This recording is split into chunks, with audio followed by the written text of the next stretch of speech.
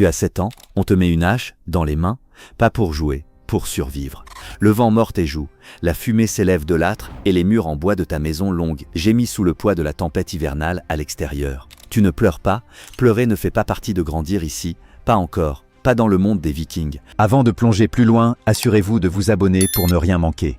L'enfance viking était loin d'être douce. Les garçons et les filles grandissaient vite parce que le monde l'exigeait. Dès qu'ils pouvaient marcher, les enfants se voyaient confier des responsabilités. Les garçons aidaient leur père dans les champs ou les ateliers, apprenant à manier les outils, couper du bois et s'occuper des animaux.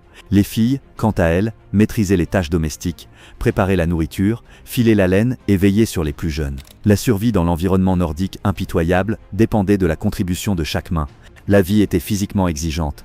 Les hivers étaient longs et rigoureux, les récoltes souvent médiocres, et la nourriture pouvait se faire rare. Chaque tâche, couper du bois, porter de l'eau, préparer des pots, était une leçon d'endurance. Les enfants apprenaient rapidement à respecter les éléments. Une erreur dans le paysage gelé pouvait être fatale. Dans ces conditions, le jeu était rarement frivole. Les jeux imitaient souvent le travail des adultes. Les garçons balançaient des bâtons comme des épées. Les filles s'exerçaient à équilibrer de lourds fagots de bois en courant. Chaque pas, chaque chute était une préparation. L'éducation telle que nous la connaissons aujourd'hui n'existait pas. La tradition orale dominait.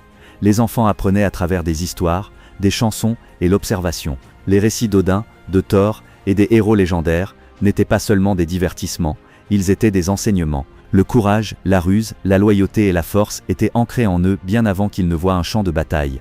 Le genre influençait l'enfance différemment. Les garçons étaient préparés au combat. Les filles étaient formées à l'endurance et à la maîtrise domestique, bien que beaucoup apprennent aussi à se défendre. Certaines filles participaient même aux raids avec leur famille, prouvant que dans le monde viking, les compétences de survie pouvaient surpasser les attentes liées au genre. C'était une société qui célébrait la force, la résilience et la ruse sous toutes ses formes. L'entraînement commençait tôt. Les garçons apprenaient à manier les armes presque dès qu'ils pouvaient marcher. Les épées en bois et les petites haches étaient des jouets courants. Mais dans la société viking, même les jouets avaient un but. Ils développaient l'appréhension, la coordination et la mémoire musculaire, posant les bases des compétences de combat futures. Les enfants s'exerçaient dans les champs et le long des fjords, souvent sous l'œil attentif de leurs frères aînés ou de leurs pères. La force était cultivée volontairement. Soulever des sacs de grains, traîner des bûches ou lutter avec ses frères et sœurs servait d'entraînement déguisé. L'endurance devenait naturelle. L'eau froide, les matins précoces et les longues marches sur le terrain glacé durcissaient leur corps. La faim était aussi un maître, favorisant la résistance et la débrouillardise. Chaque épreuve renforçait l'idée que la survie exigeait habileté, détermination et résilience mentale. Les jeux n'étaient jamais totalement des jeux, ils simulaient des batailles. Les combats simulés, l'escalade des arbres et les courses en relais imitaient les conditions réelles du conflit. Les enfants étaient encouragés à improviser, à connaître le terrain et à réfléchir stratégiquement. La discipline était constante mais subtile. La frontière entre le jeu et l'entraînement s'estompait.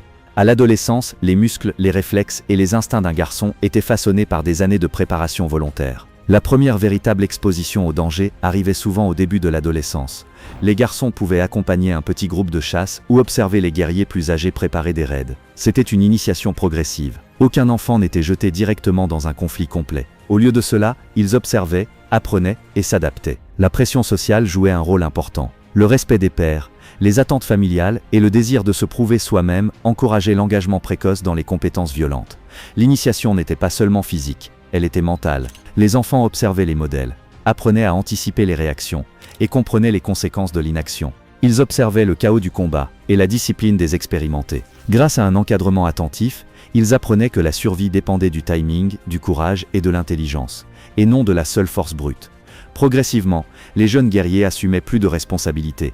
Ils pouvaient porter leur premier coup, défendre leur première cible et ressentir l'adrénaline du combat. Chaque étape renforçait les leçons de l'enfance, la valeur de la force, de la stratégie et de l'endurance. À l'âge adulte, ces leçons étaient gravées dans la mémoire musculaire, l'instinct et l'esprit. Les armes et l'entraînement au combat n'étaient pas réservés aux familles nobles. Même les familles ordinaires équipaient leurs enfants d'outils et de protection rudimentaires. Haches, lances et couteaux étaient essentiels pour la survie quotidienne, que ce soit pour défendre le bétail, chasser ou se protéger. Les découvertes archéologiques, comme les épées et boucliers de petite taille, montrent que les adolescents étaient souvent physiquement préparés au conflit, car la compétence et la vigilance étaient une nécessité. Les mythes populaires exagèrent souvent la férocité et l'ampleur des raids vikings. En réalité, ces expéditions nécessitaient planification, stratégie et coordination communautaire. Les jeunes guerriers apprenaient en observant leurs aînés, en participant à de petites tâches et à travers le récit des sagas. La discipline, l'endurance et le courage étaient cultivés dès l'enfance, tandis que l'imprudence était découragée. Les preuves archéologiques confirment que l'enfance viking était exigeante et façonnée par un environnement difficile. Les enfants accomplissaient des tâches proches de celles des adultes. L'innocence prolongée n'existait pas, adaptation, résilience et contribution étaient attendues dès le plus jeune âge. Ce monde forgeait non seulement le corps, mais aussi l'esprit des futurs guerriers. Aujourd'hui, à 7 ans, tu apprends à lire. Dans le monde viking, à 7 ans, tu apprenais à survivre. Le passage de l'enfant au guerrier n'était pas soudain mais soigneusement construit. Des premières responsabilités au combat simulé, de l'observation au premier raid.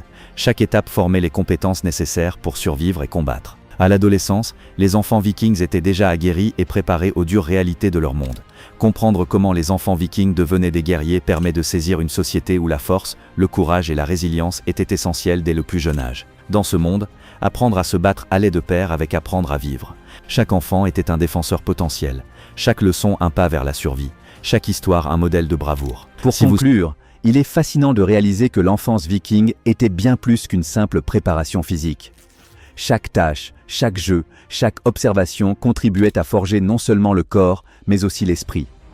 La discipline, le courage et la résilience étaient inculqués dès le plus jeune âge, et le lien avec la communauté et la famille était central. Ces jeunes guerriers apprenaient à anticiper le danger, à penser stratégiquement et à agir avec détermination. Comprendre ce parcours nous permet d'apprécier à quel point la vie viking, bien que brutale, était organisée pour transmettre savoir, compétences et valeurs morales. Chaque hache soulevée, chaque course dans la neige et chaque conte entendu n'était pas des activités anodines. C'était la formation d'individus capables de survivre et de prospérer dans un monde impitoyable, laissant un héritage durable de courage et d'ingéniosité. Si vous souhaitez découvrir des vérités historiques plus profondes, plongez dans la vie des guerriers et voir le monde tel qu'il était réellement, abonnez-vous et activez les notifications pour ne pas manquer le prochain voyage dans le temps.